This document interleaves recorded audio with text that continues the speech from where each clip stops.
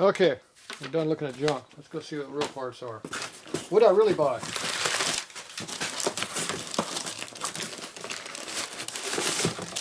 Still hidden, it's in the box. Uh-oh. Another Walnuts.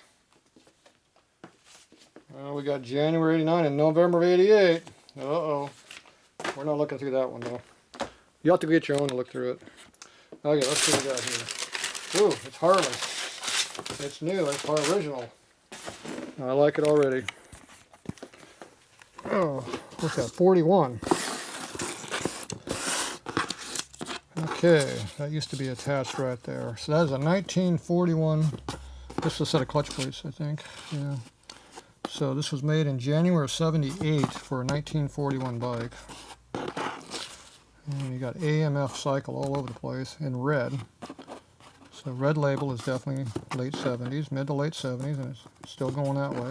That's how you identify if it didn't have the date what the production is on this stuff. So this is obsolete in 1982.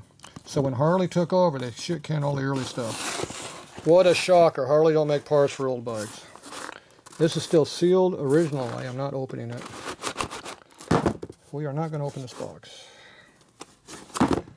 So this was a set of clutch plates for a 45, I think. I'll have to go investigate what that number is. How am I going to attach that without destroying that label?